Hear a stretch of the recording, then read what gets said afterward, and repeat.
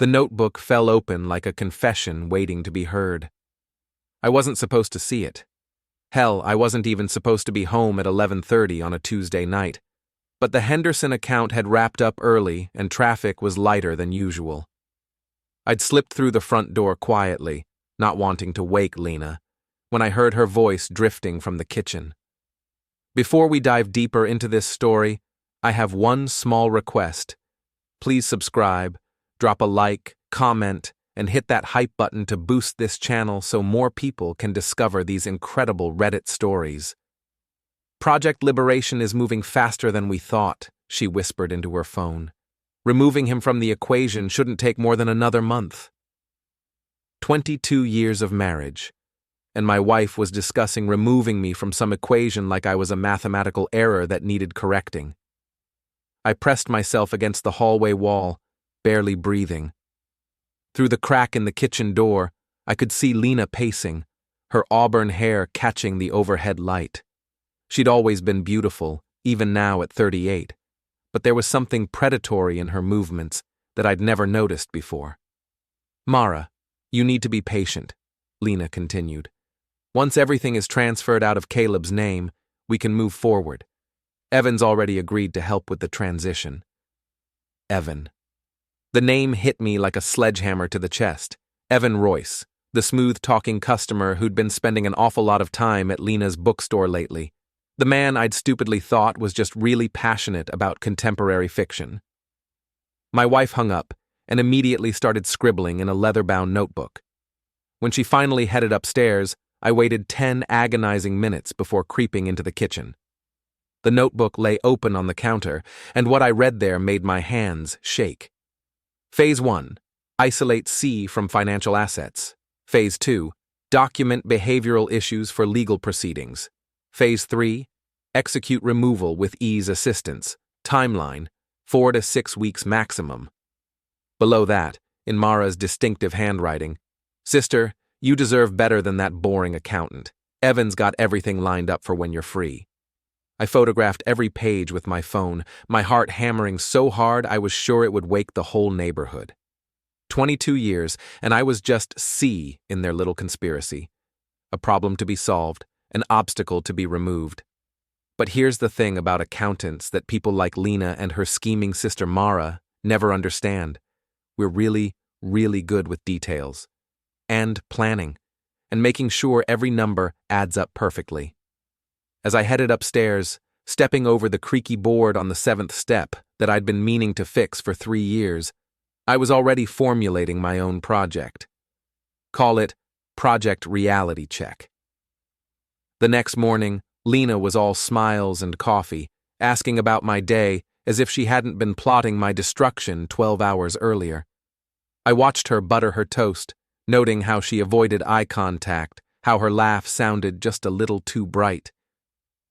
I might be working late again tonight, she said, not looking up from her breakfast.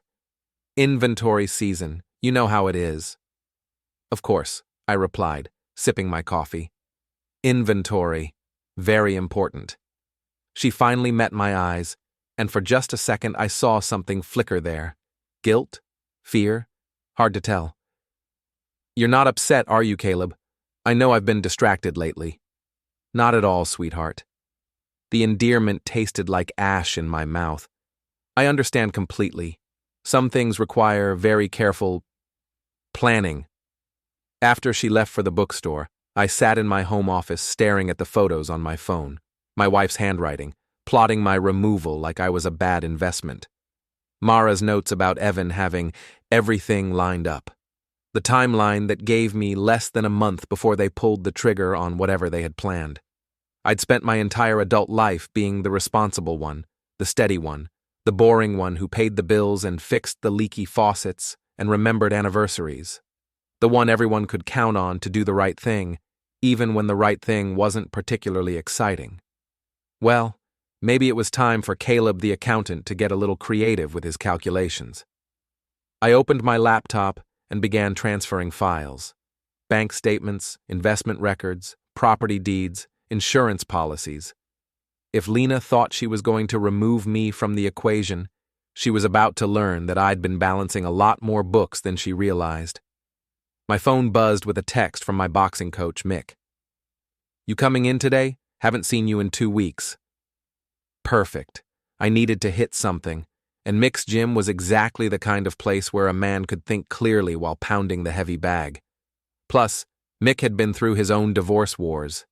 If anyone would understand what I was dealing with, it would be him.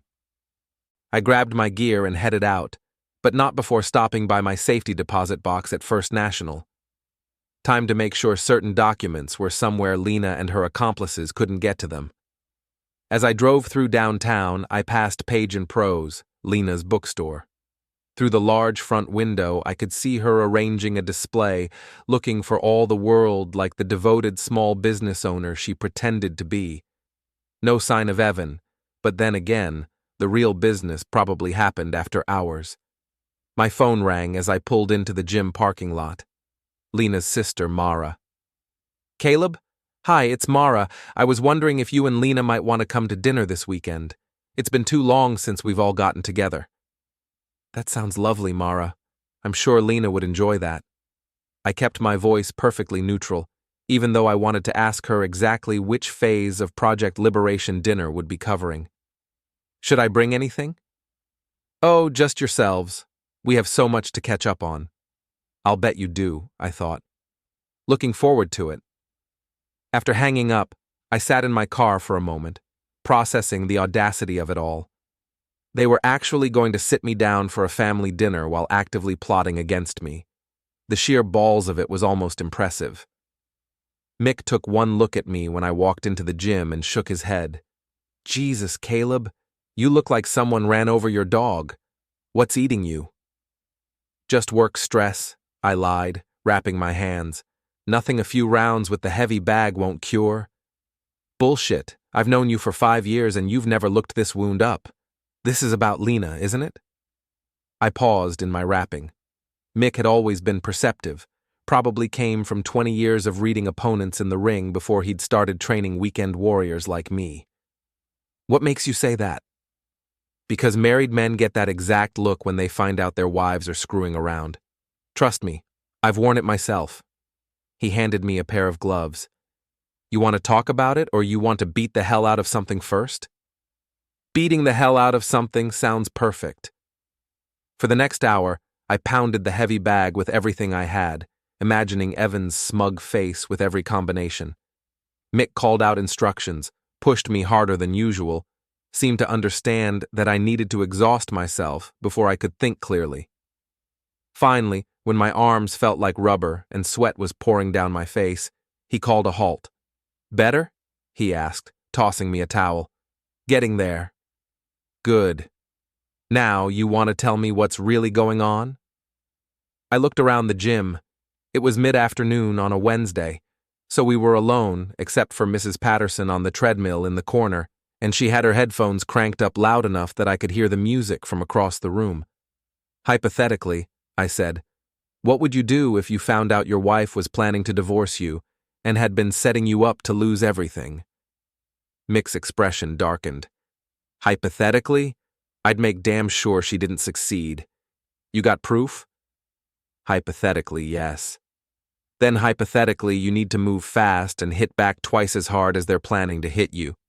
These things? They're wars, Caleb, and the side that strikes first usually wins." I nodded, already knowing he was right. The old Caleb, the one who always tried to do the right thing and give everyone the benefit of the doubt, would have confronted Lena directly, would have asked for an explanation, tried to work things out, maybe suggested marriage counseling, but the old Caleb hadn't been deemed worthy of removal from his own life. "Hypothetically," I said, "how would someone go about fighting back?" Mick grinned, and it wasn't a particularly nice expression. "Hypothetically? Very carefully and very thoroughly. You document everything, you protect your assets, and you make sure that when the dust settles, you're the one left standing. And if they have help? Other people involved in the hypothetical situation? Then you make sure those people understand that messing with you comes with consequences. Sometimes the best defense is a good offense." I thanked Mick and headed home, my mind churning with possibilities.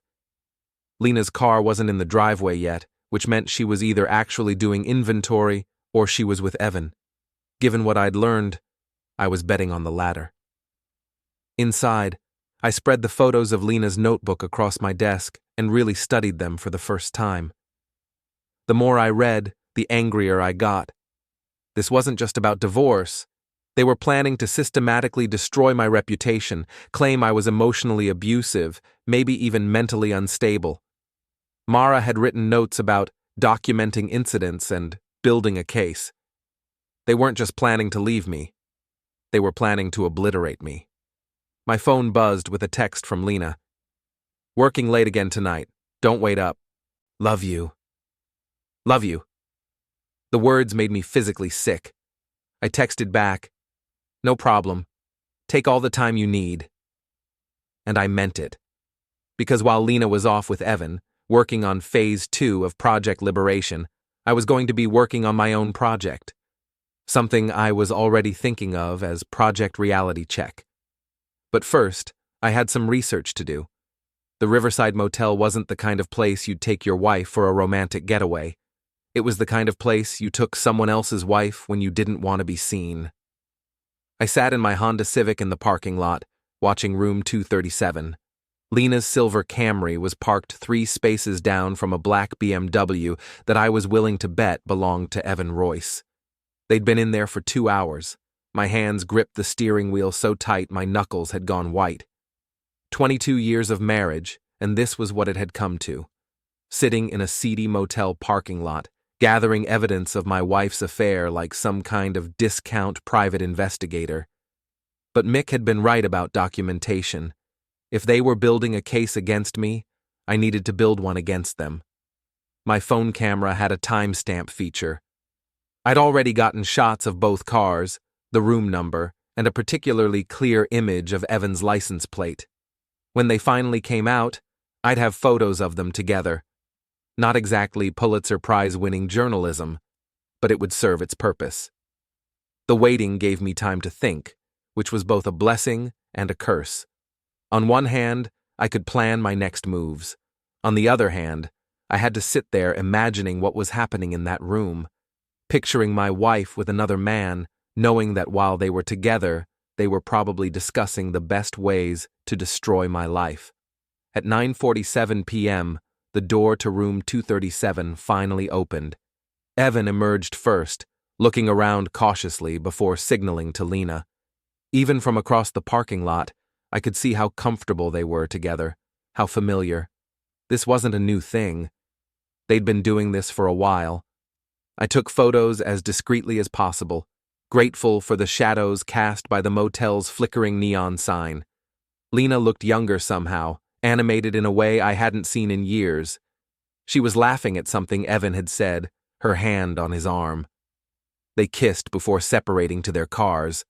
Not a passionate, desperate kiss, but something casual and familiar. The kind of kiss you give someone when you're comfortable, when you're planning a future together. I waited until both cars had left the parking lot before starting my engine. Lena would be home in 20 minutes, probably with some story about inventory running late or having to help a customer with a special order. I needed to be there first, needed to look like I'd been home all evening. The drive back gave me time to process what I'd seen. The photos on my phone were clear evidence of the affair, but they were just one piece of a much larger puzzle. Lena and Mara weren't just planning to take half of everything in a divorce. According to their notes, they wanted it all, and they were willing to destroy my reputation to get it. I pulled into my driveway and sat for a moment in the dark garage, trying to center myself. In a few minutes, Lena would walk through that door with a smile and a lie, and I would have to pretend I didn't know the truth. I would have to be the same boring, trusting husband she was counting on me to be. The kitchen light was on when she finally came home, and I was sitting at the table with a cup of coffee and my laptop, looking for all the world like I'd been working on client files all evening. "Hey, honey," she called out, hanging her purse on the hook by the door. "Sorry I'm so late. We had a shipment mix-up and I had to sort through everything twice. No problem, I said, not looking up from my screen. How was your day otherwise? Oh, the usual. She moved around the kitchen, making herself tea, and I could smell Evan's cologne on her clothes. Mrs. Henderson came in looking for another romance novel. I swear that woman reads 3 books a week. I murmured, still typing. That's nice. She sat down across from me, and I could feel her watching me. Is everything okay, Caleb?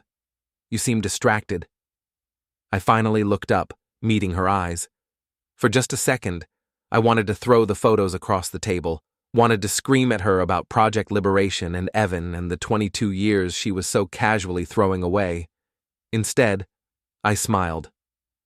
Just tired. The Morrison account is more complicated than I thought. You work too hard, she said, reaching across to squeeze my hand. Her wedding ring caught the light, and I wondered if she'd taken it off in that motel room. You should take some time off. We could go somewhere, just the 2 of us. The audacity was breathtaking. She was sitting there, still smelling like another man, suggesting a romantic getaway while actively plotting my destruction. That sounds nice, I said. Maybe after I finish this project. She nodded and headed upstairs, calling over her shoulder that she was going to take a shower. I waited until I heard the water running before opening the photos on my phone again. Clear, time-stamped evidence of my wife's affair. But as satisfying as it was to have proof, I knew it was just the beginning. Over the next week, I fell into a routine that would have been almost comical if it weren't so pathetic. During the day, I worked my regular job, meeting with clients and balancing books. In the evenings, I followed my wife. It was easier than I'd expected. Lena had gotten comfortable in her deception, confident that boring old Caleb would never suspect anything. She wasn't being particularly careful, and her patterns were predictable. Tuesdays and Thursdays were the motel. Saturdays, they met at a restaurant called Chez Laurent on the other side of town, somewhere they were unlikely to run into anyone we knew. Sundays, Evan came to the bookstore after hours, and they would spend time in the office above the shop. I documented everything: photos, times, locations. I even managed to record part of a conversation when they met at a coffee shop downtown, talking about their plans for after everything was settled. Lena mentioned looking at apartments across town, somewhere with better light for reading. Evan talked about his promotion at work, how the extra money would help them get started. They were planning a whole life together, and I was just an obstacle to be removed. But the most damaging evidence came from an unexpected source. While following up on some of the names mentioned in Lena's notebook, I discovered that Mara had been busier than I'd realized. She'd been calling my friends, my colleagues, even my clients, asking subtle questions about my behavior, my drinking habits, my temper. She said she was worried about you, my friend Tom explained when I casually brought it up over lunch. Asked if I'd noticed you acting strange lately, if you'd been drinking more, that kind of thing. I told her you seemed fine to me, but she seemed really concerned. What exactly did she ask? Whether you'd ever lost your temper with Lena, if you'd seemed depressed or angry. She made it sound like she was worried you might be having some kind of breakdown. Tom studied my face. Caleb, is everything okay at home? I mean, if you need to talk. Everything's fine, I assured him, but my mind was racing. Mara wasn't just helping with the divorce. She was building a case for emotional abuse, maybe even mental instability. They were trying to paint me as an unstable husband so they could justify taking everything. That night, I sat in my office reviewing everything I'd gathered: photos, recordings, financial records, and now evidence of a coordinated campaign to destroy my reputation. They'd been thorough. I had to give them credit for that. But they'd made one crucial mistake. They'd underestimated exactly how thorough an accountant could be when properly motivated. I opened a new file on my computer and began typing. If they wanted to play games with documentation and evidence, I was more than happy to oblige. but I was going to play by my rules, not theirs. The next morning, Lena was unusually chatty over breakfast, asking about my day, my work, my plans for the weekend. It took me a few minutes to realize she was fishing for information, probably trying to figure out my schedule so she could coordinate with Evan. "I might go to the gym tonight," I said, buttering my toast. "Mick's been on me about keeping up with my training." "That's good, honey. You've seemed stressed lately. The exercise will do you good." "Yeah, Mara mentioned you were worried about me. She said she'd talked to some of our friends." Lena's coffee cup paused halfway to her lips. "Oh, that. I've noticed you've been working late a lot, and you seem tired. I asked her to keep an eye out, make sure you were okay." "That's very thoughtful of you both." She relaxed slightly, probably thinking she'd handled the moment well. But I'd seen the flash of panic in her eyes, the careful way she'd chosen her words. "Actually," I continued, "I was thinking we should have Mara and David over for dinner this weekend. It's been too long since we've all gotten together." "Oh, I'm not sure about this weekend. I think Mara has plans." "That's okay. We can make it next weekend, or the weekend after. I'm very patient when it comes to family." The look she gave me was sharp, searching, like she was trying to figure out if there was a hidden meaning in my words. There was, of course, but I kept my expression perfectly neutral. "Sure," she said finally. "That sounds nice." After she left for work, I made a phone call to my attorney, Margaret Harlow. I'd used her for business matters over the years, and I knew she had experience with divorce cases. More importantly, I knew she was absolutely ruthless when she needed to be. "Caleb," she said, when her secretary put me through. "It's been a while. What can I do for you?" "I need to see you as soon as possible, Margaret. It's personal, and it's urgent." "How urgent?" "The kind of urgent that might determine whether I have anything left when this is over." There was a pause. "Can you be here in an hour?" "I'll be there in 30 minutes. Margaret's office was in a gleaming downtown high-rise, all glass and steel and intimidation. She was waiting for me in her conference room, a woman in her 50s with silver hair and the kind of sharp eyes that missed nothing. "Tell me everything," she said without preamble. I did.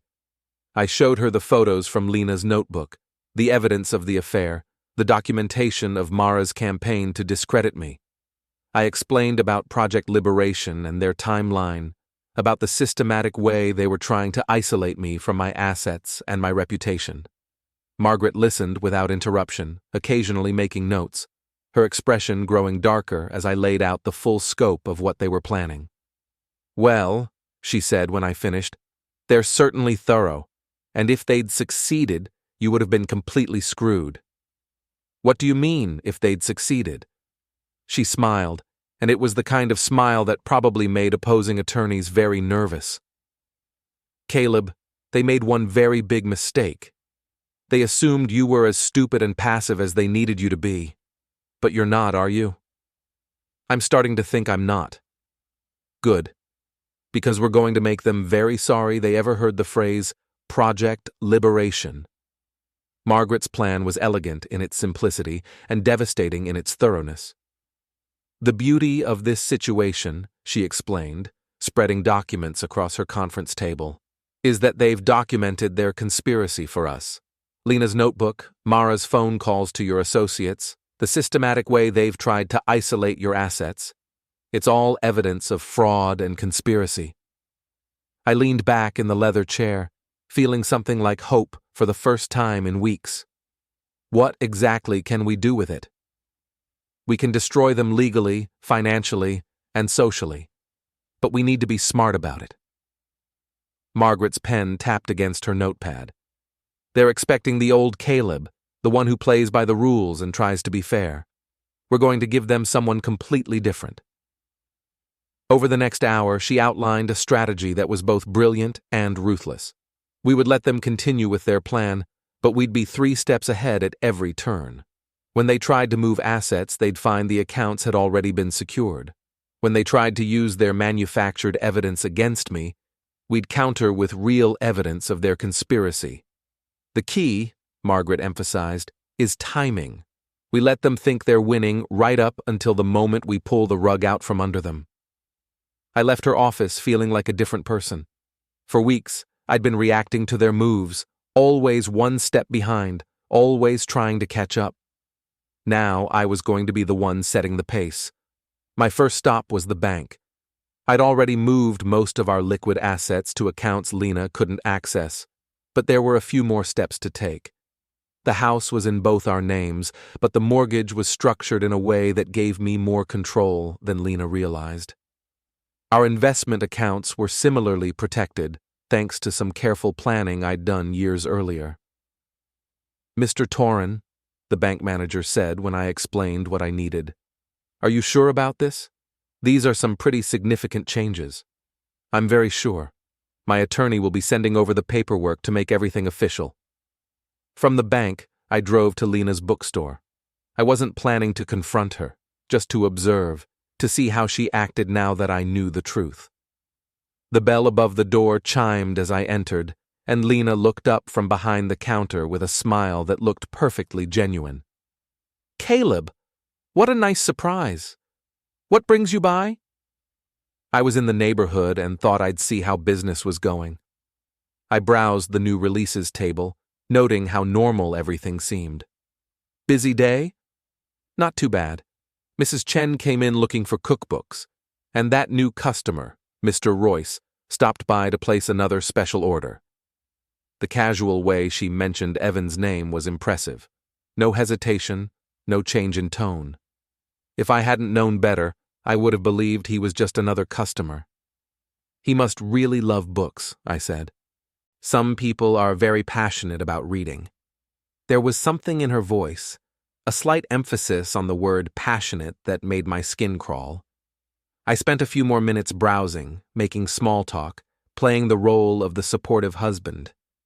But I was also observing, noting the layout of the store, the location of the office upstairs, the sight lines from the street, information that might be useful later. When I got home, there was a message on the answering machine from Mara. "Hi, Caleb, it's Mara. I was hoping we could move that dinner to this Friday night instead of the weekend. David has a work thing Saturday, and I really want us all to get together. Call me back and let me know if that works." I smiled as I deleted the message. Friday night would work perfectly for what I had in mind. That evening, Lena worked late again. "Inventory," she explained, but I knew better. While she was at the Riverside Motel with Evan, I was in our bedroom, going through her things more carefully than I ever had before. In her jewelry box, behind the earrings I'd given her for our 15th anniversary, I found a key I didn't recognize. It was small, brass, the kind that might open a safety deposit box or a post office box. I photographed it and put it back exactly where I'd found it. Her laptop was password protected, but I knew Lena well enough to guess that she'd use something obvious. Her maiden name and birth year got me in on the second try. Her email was a goldmine of information, conversations with Mara about timing and strategy, messages to a divorce attorney I'd never heard of, and most damaging of all, a long thread with Evan discussing their plans for after. "I can't wait to be done with all this," she'd written just 3 days earlier. "Caleb's been so clueless about everything. Sometimes I wonder if he'd even notice if I just disappeared one day." Evan's response was even worse. "Don't worry, baby. Once we get everything transferred and the divorce is final, you'll never have to think about him again. We can start fresh, just the two of us." I forwarded the entire conversation to myself, then deleted the sent message from Lena's email. She'd never know I'd seen it unless she went looking through her trash folder, and people like Lena never expected to be caught. The next morning, I called in sick to work. I had more important things to do. The key from Lena's jewelry box led me to a post office box across town. It took some creative explaining to get the postal worker to let me access it. I claimed to be picking up mail for my wife, who was sick, but eventually I was holding a stack of documents that made me freeze. Lena had been more thorough than I'd imagined. She had copies of all our financial records, but they'd been altered to make it look like I was hiding assets. She had statements from people claiming I'd been acting erratically, drinking heavily, even threatening her. Most damning of all, she had what appeared to be a medical evaluation suggesting I was suffering from depression and possible alcohol abuse.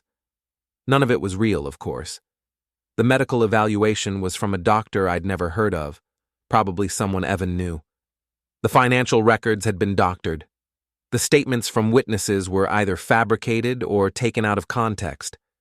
But if I hadn't discovered Project Liberation, if I'd walked into a divorce proceeding unprepared, these documents would have destroyed me.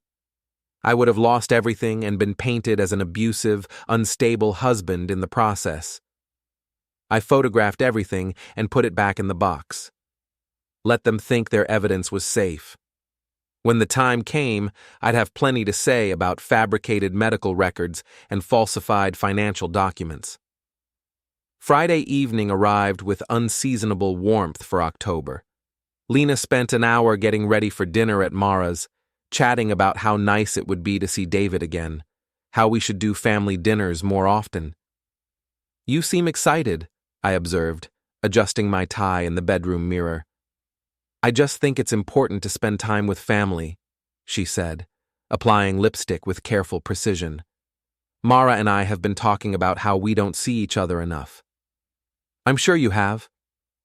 Mara and David lived in a split-level ranch about 20 minutes away, in one of those subdivisions where all the houses looked basically the same. Mara answered the door with a bright smile and an enthusiastic hug for both of us.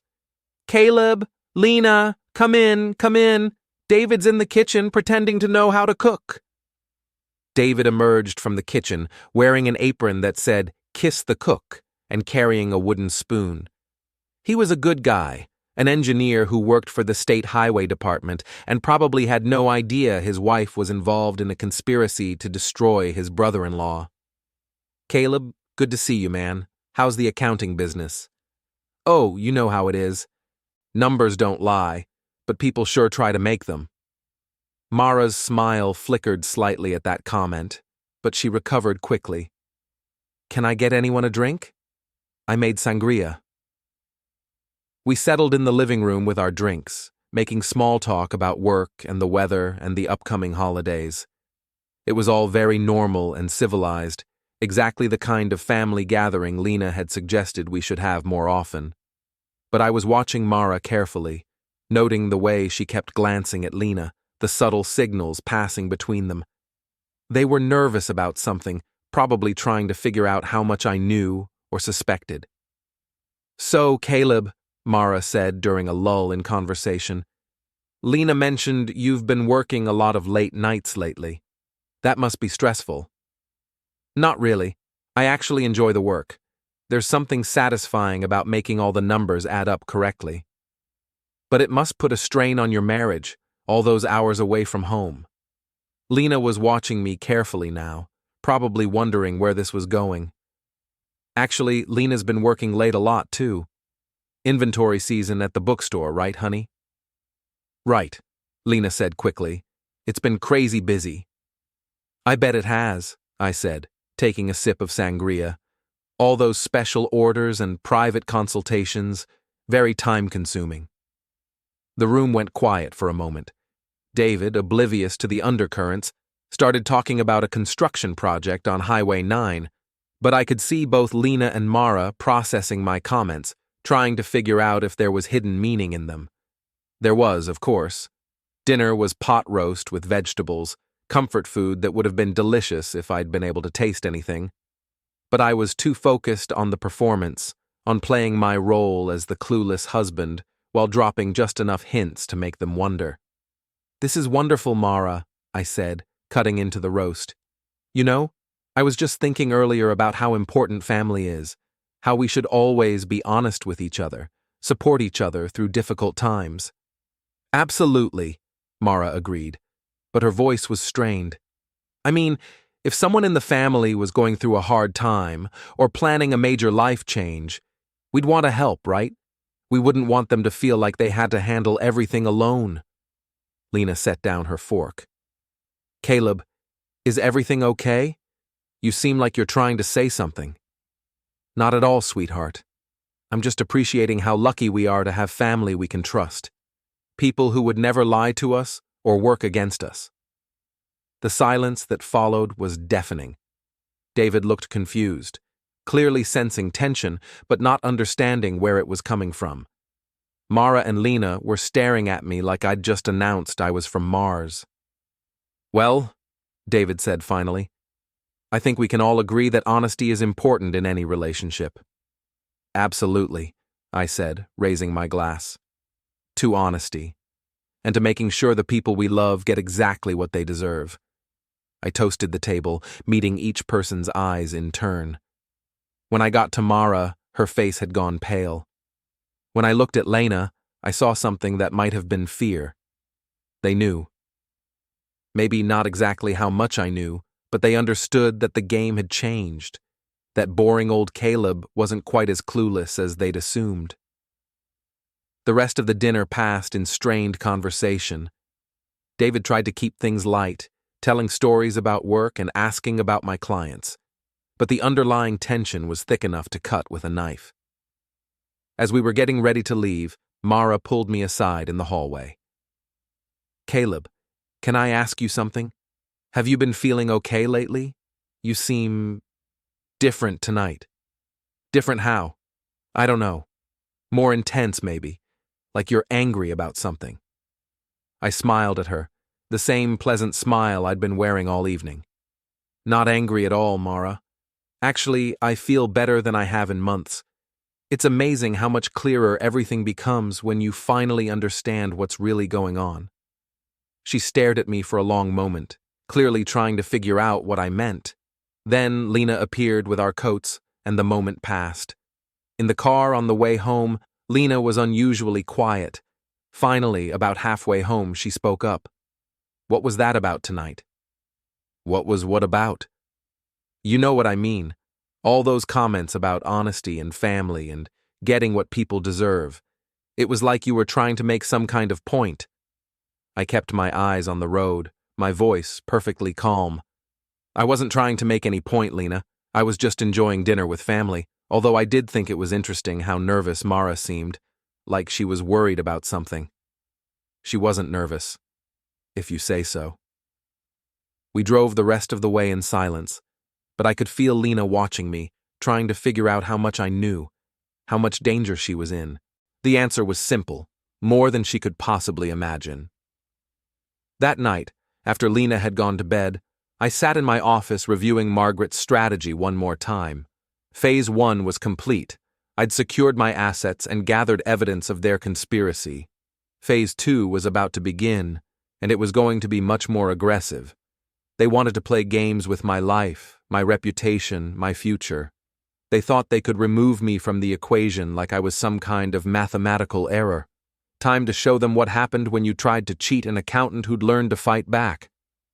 The boxing gym at 6 in the morning was my sanctuary, the one place where I could think clearly while my fists worked out the rage that had been building for weeks. You're hitting harder, Mick observed, holding the focus mitt steady as I threw combinations. Whatever's eating at you, it's making you stronger. Just working through some problems, I panted, sweat dripping down my face. Problems got names? I paused, considering how much to tell him. Mick had become more than just a trainer over the past few weeks. He'd become a confidant, someone who understood what it felt like to be betrayed by the person you'd trusted most. Yeah, I said finally. They've got names. Good. Problems with names can be solved. It's the nameless ones that'll drive you crazy. We worked for another 30 minutes, Mick pushing me through combinations and defensive drills until my arms felt like rubber. But my mind was crystal clear by the time we finished. You ready to tell me what's really going on? He asked as we sat on the bench toweling off. I told him everything. Project Liberation, the affair, the fabricated evidence, the systematic campaign to destroy my reputation and steal my assets. Mick listened without interruption, his expression growing darker as I laid out the full scope of their conspiracy. Jesus Christ, Caleb.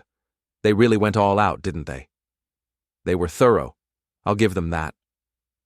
So what's your move? I smiled, and I could see from Mick's expression that it wasn't a particularly pleasant smile. I'm going to give them exactly what they're planning to give me, complete and total destruction. You need backup? I might. You available tonight around 8? For this? Hell yes. The rest of the day passed in a blur of preparation. I met with Margaret to go over the final details, made sure all the legal documents were in order, and confirmed that the private investigator she'd hired had everything we needed. You sure you want to do it this way? Margaret asked as we reviewed the timeline. Once we pull this trigger, there's no going back. They didn't give me the option of going back when they started Project Liberation. Fair enough.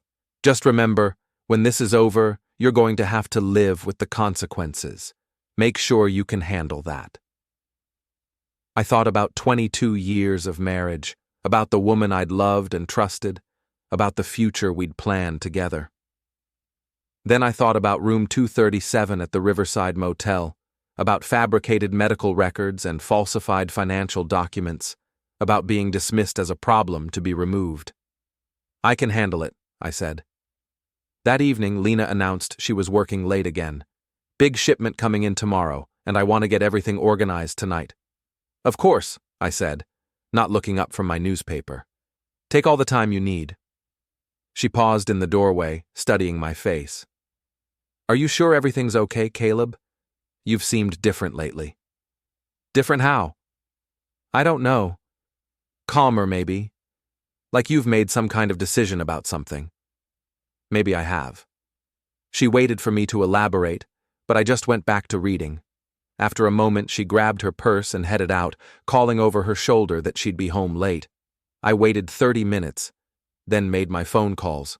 At 8 o'clock sharp, Mick's pickup truck pulled into my driveway. He was dressed in dark clothes and had a grim expression that matched my own mood. You ready for this? He asked as I got into the passenger seat. I've been ready for weeks. We drove to the bookstore in silence. Page and Prose was closed to the public, but I could see lights on in the office upstairs. Lena's Camry was parked in the alley behind the building, along with Evan's BMW. They're both here, I said, checking my phone. Margaret's investigator confirmed it 20 minutes ago. What's the plan?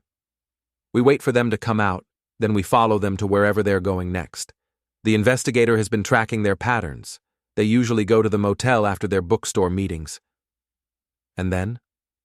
Then we make sure they understand that their little project is over. We didn't have to wait long. At 8:47, the lights in the office went out. A few minutes later, Lena and Evan emerged from the back entrance, talking quietly as they walked to their cars. Even from across the street, I could see how comfortable they were together, how intimate. They drove separately to the Riverside Motel, just as I'd expected. Mick and I followed at a distance, parking in the shadows at the far end of the lot. Room 237 again. They were creatures of habit. So what now? Mick asked. Now we wait for them to get comfortable, and then we have a conversation. I'd been planning this moment for weeks, imagining different scenarios, different approaches, but now that it was actually happening, I felt strangely calm.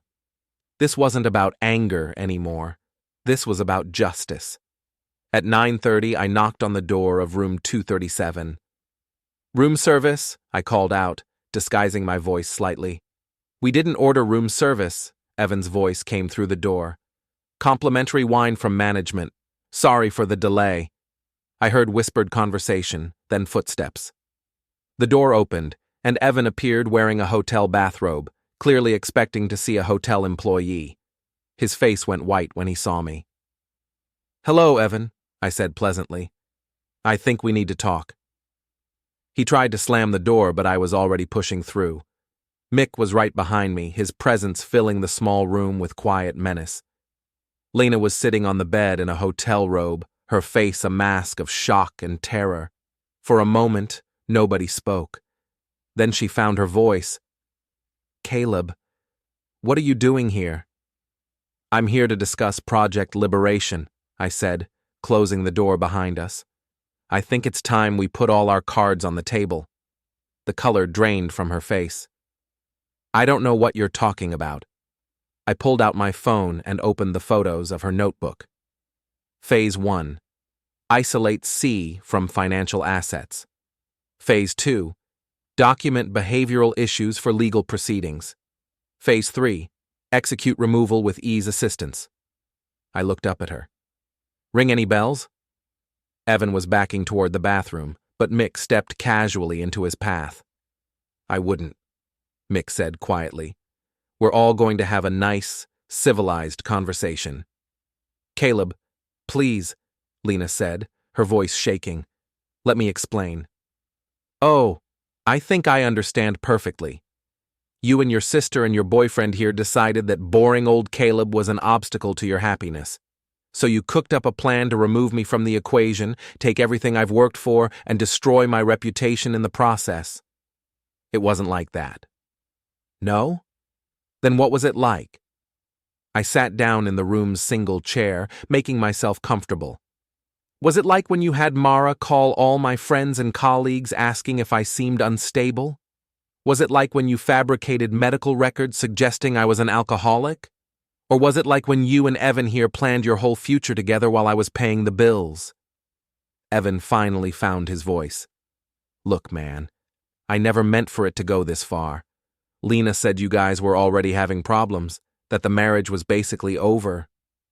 Is that what she told you? I looked at Lena, who was now crying silently. Did you also tell him about the falsified financial records? The fake witness statements? The systematic way you were planning to destroy everything I've built? Caleb, please, Lena whispered. I know how this looks, but nothing. My voice was calm, controlled, but there was steel underneath it. You made your choice, Lena. You decided that 22 years of marriage meant less than whatever fantasy you've built with Evan. That's fine, but you should have just asked for a divorce instead of trying to destroy me. What do you want? Evan asked, his voice cracking slightly. I want you to understand something very clearly, I said, standing up. Project Liberation is over. Not because I'm asking you to stop, but because I've already stopped it. Every asset you thought you were going to take has been secured.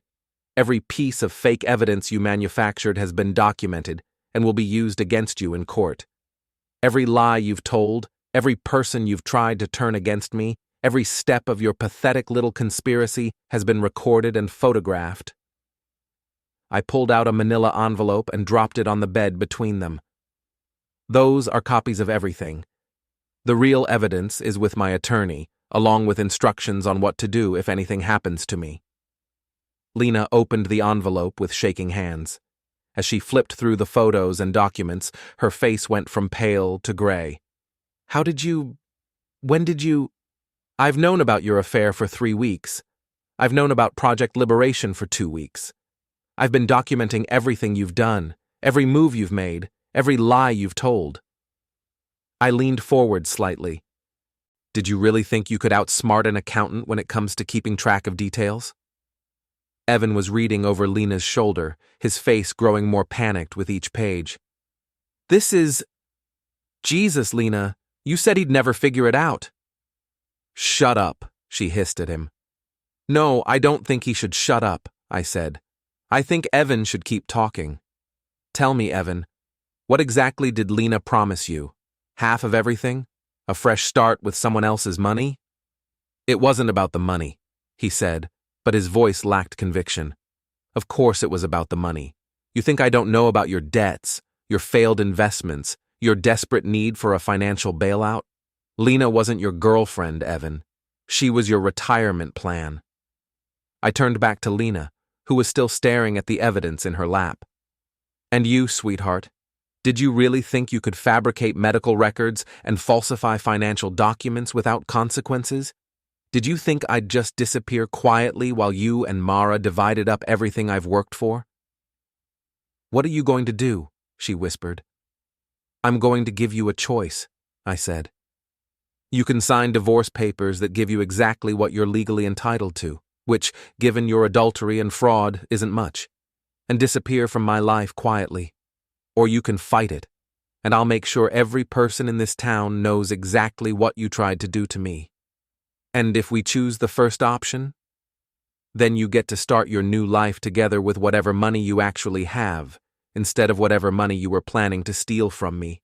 Evan gets to keep his job instead of facing charges for conspiracy and fraud, and Mara gets to explain to David why she was helping her sister destroy her brother-in-law. The room was silent, except for the hum of the air conditioning unit. Lena was crying openly now, and Evan looked like he might be sick. "I need time to think," Lena said finally.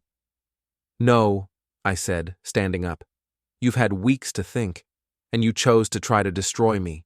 Now you get to live with the consequences of that choice. You have until Monday morning to decide. After that, everything goes public." I headed for the door, then paused and looked back at them.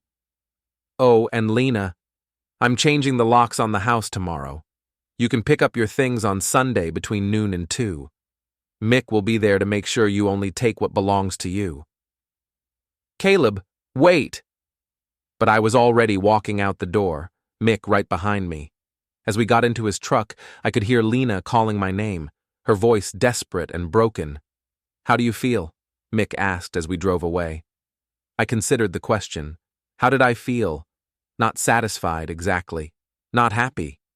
But something else. Something I hadn't felt in weeks. "Free," I said finally. "I feel free." The next morning, I woke up in my own bed for what I knew would be one of the last times. By the end of the week, I'd be moving into a condo across town, starting fresh in a place that didn't have 22 years of memories built into every room. My phone had been ringing all morning, but I let it go to voicemail. Lena, Mara, even Evan had all tried to call, probably trying to negotiate, to find some way out of the trap they'd built for themselves. There wasn't one. At 10 a.m., Margaret called with news. "Lena's attorney contacted me this morning," she said. "They want to discuss terms." "What kind of terms?" "The kind that involve them accepting your offer and hoping you don't press charges." And Mara. David called her divorce attorney an hour ago. Apparently he found out about her involvement in Project Liberation and decided he didn't want to be married to someone capable of that kind of betrayal. I felt a momentary pang of sympathy for David, who was going through his own version of what I'd experienced. But it passed quickly. Actions had consequences, and Mara had chosen her actions. What about Evan? His employer received an anonymous tip about his involvement in a conspiracy to defraud. He's been suspended pending investigation. Anonymous tip? Very anonymous. Completely untraceable. I smiled. Margaret was even more thorough than I'd realized. Sunday afternoon, I sat in Mick's truck across the street from my house, watching as Lena loaded her belongings into a rental truck. She moved slowly, like someone in a daze, occasionally stopping to stare at the house where she'd lived for over 2 decades. "You sure you don't want to go talk to her?" Mick asked. "What would I say?" "I don't know. Goodbye, maybe?" I watched as Lena carried out a box of books, her face streaked with tears. For just a moment, I remembered the woman I'd fallen in love with all those years ago, the woman who'd laughed at my terrible jokes and supported my dreams and promised to love me forever. But that woman was gone, if she'd ever really existed at all. The person loading that truck was someone who'd been willing to destroy me for money and convenience. "I already said goodbye," I told Mick. She just didn't know it at the time. By 5 o'clock, the truck was loaded, and Lena was gone. I walked through the empty house one last time, noting which furniture she'd taken, which memories she'd decided were worth keeping. In the kitchen, she'd left behind the coffee mug I'd given her for our 10th anniversary. In the bedroom, she'd abandoned the photo from our honeymoon. Small things, meaningless things, but they told a story about how completely she'd written me out of her life. My phone buzzed with a text message from an unknown number. "I'm sorry. I never meant for it to go this far. L." I deleted it without responding. On Monday morning, Margaret called with the final news. "It's over," she said. "Lena signed everything. The divorce will be final in 60 days and she's agreed to all your terms. No alimony, minimal asset division, and a non-disclosure agreement that prevents her from talking about any of this publicly." "And the criminal charges?" "She's agreed to make full restitution for any financial damages and Evan has resigned from his job. As long as they stay away from you and don't cause any more trouble, we won't pursue fraud charges." I hung up and sat in my office, surrounded by boxes of files and documents, evidence of a life I was systematically dismantling. In a few hours, I'd be meeting with a realtor about selling the house. Tomorrow, I'd start moving into my new condo. It was over. Project Liberation had failed, and I was still standing. But as I packed up the last of my files, I realized that I wasn't the same person who'd discovered Lena's notebook 3 weeks ago. That man had been trusting, passive, willing to let other people make decisions about his life. This man was different, harder, more careful about who he trusted and why. Maybe that was a good thing. Maybe it was time for Caleb the accountant to become someone who couldn't be so easily dismissed as an obstacle to be removed. I sealed the last box and headed for the door, not bothering to look back at the house where I'd spent the last decade of my life. That chapter was over. Time to write a new one. 3 months later, I was sitting in my new condo, reading the local newspaper over coffee, when I saw the headline that made me smile for the first time since this whole mess began.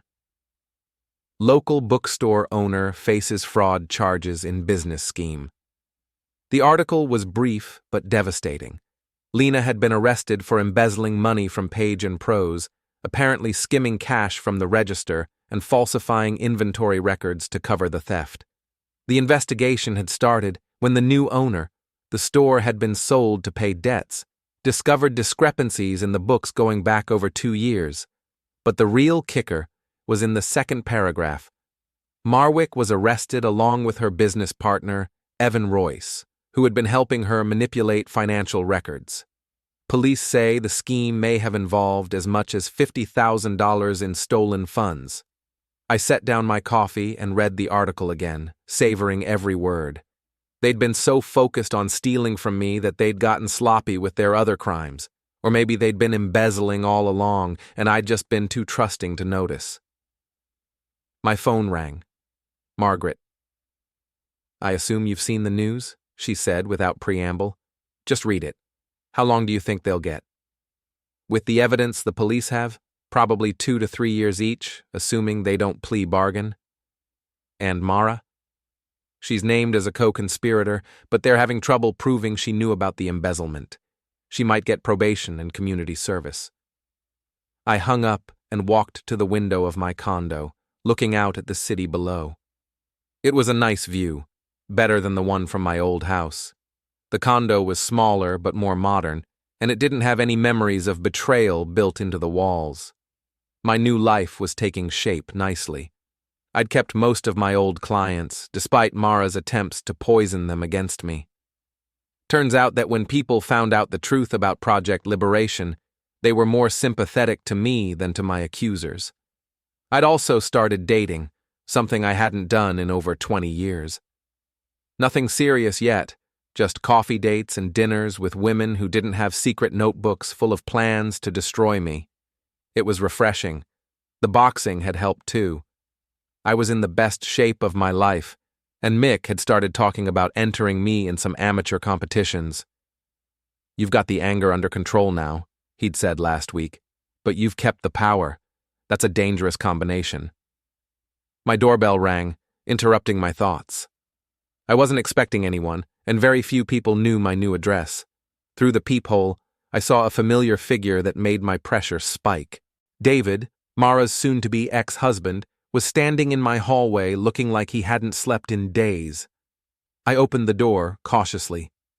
"David, what are you doing here?" "I need to talk to you, Caleb. Please, just 5 minutes." He looked terrible, unshaven, hollow-eyed, wearing clothes that looked like he'd slept in them. Against my better judgment, I stepped aside and let him in. "Nice place," he said, looking around the condo. "Thanks. What do you want, David?" He sat heavily on my couch and put his head in his hands. "I wanted to apologize.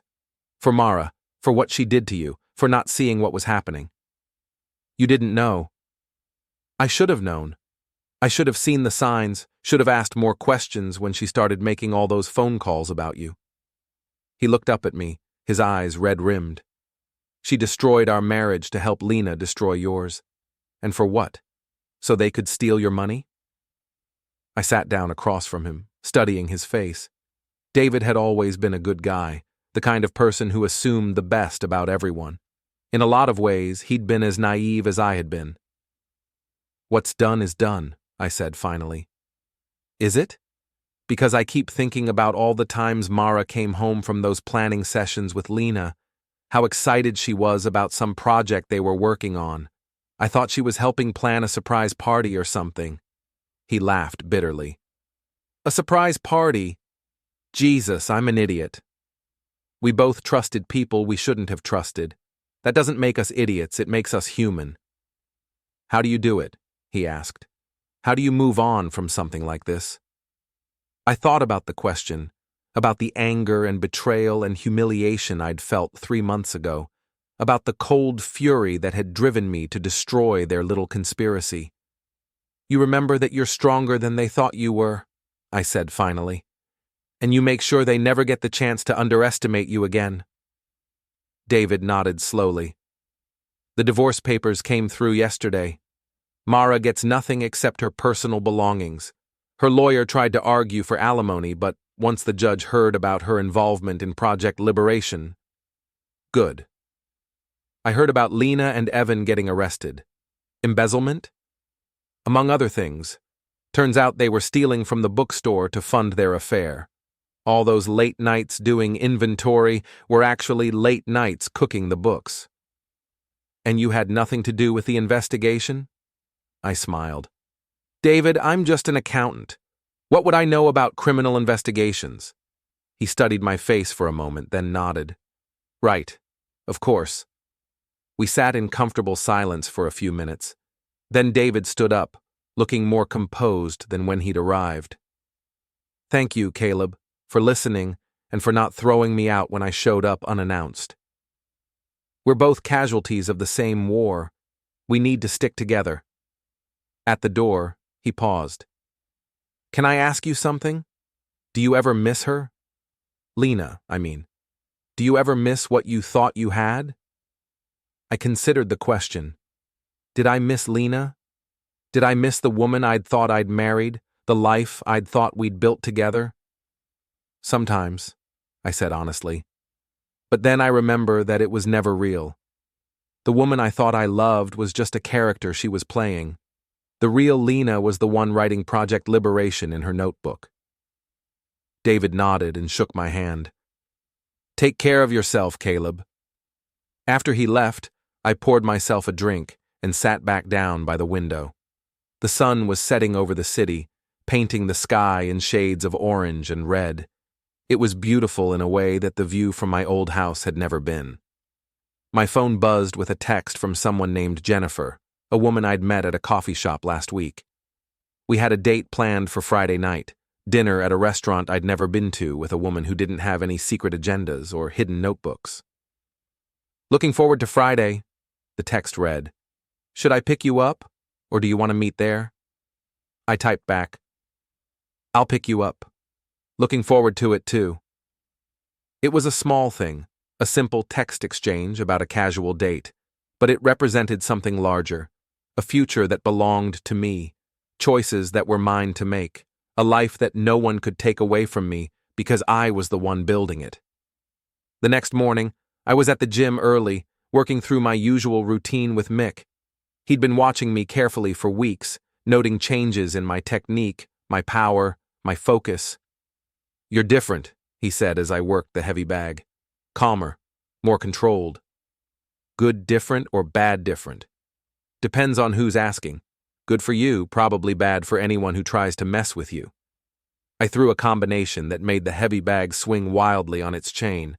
I'm done being the guy people think they can push around. I can see that. Question is, what are you going to do with all that controlled anger? I stopped hitting the bag and looked at him. What do you mean? I mean, you've got skills now and confidence and the kind of quiet intensity that makes smart people nervous. You could do a lot with that. Such as? Such as helping other people who are going through what you went through. There are a lot of guys out there getting screwed over by people they trusted, people who think they can get away with it because their victims won't fight back. I thought about David, about the broken look in his eyes when he'd talked about Mara's betrayal. I thought about all the other men and women out there who were being systematically destroyed by people who assumed they were too weak or too trusting to fight back. You think I should become some kind of vigilante? I think you should become someone who helps level the playing field, not a vigilante, a consultant, someone who teaches people how to protect themselves, how to fight back when they need to. It was an interesting idea. I had skills now that I hadn't possessed 6 months ago. I knew how to investigate, how to gather evidence, how to build a case. I knew how to be patient and strategic and absolutely ruthless when the situation called for it. I'll think about it, I said. That afternoon, I was in my office when Margaret called with news that made my day even better. Lena and Evan both pled guilty, she said. 2 years each, with the possibility of parole in 18 months if they make full restitution. And Mara? Probation and 500 hours of community service. She's also been ordered to pay damages to you for the defamation campaign. How much? $25,000. It won't make you rich, but it'll cover your legal fees and then some. After hanging up, I sat back in my chair and allowed myself a moment of pure satisfaction. Project Liberation had failed completely and utterly. The people who'd tried to destroy me were facing prison time, while I was building a new life that was better than anything I'd had before. But more than that, I'd discovered something about myself that I'd never known was there. When pushed to the breaking point, when everything I'd built was threatened, I hadn't broken. I'd gotten stronger. I'd gotten dangerous. My computer chimed with an email from someone I didn't recognize. The subject line read, "Need help with a situation similar to yours." I opened it cautiously. It was from a man named Robert Chen, who said he'd heard about my situation through mutual friends. His wife was having an affair, and he suspected she was planning to take him for everything he was worth in a divorce. He'd found some suspicious documents but didn't know what to do with them. "I know this is presumptuous," the email concluded, "but I was hoping you might be willing to meet for coffee and share some advice. I'm not looking for revenge, just protection. I don't want to end up destroyed like she's planning." I stared at the email for a long time, thinking about Mick's suggestion, about the skills I'd developed, about the satisfaction I'd felt when Project Liberation had finally collapsed. Maybe it was time to put those skills to good use. I typed back, "Coffee sounds good. Tomorrow at 2 p.m., Corner Cafe on Main Street. Come prepared to tell me everything." As I hit send, I realized that I was smiling again.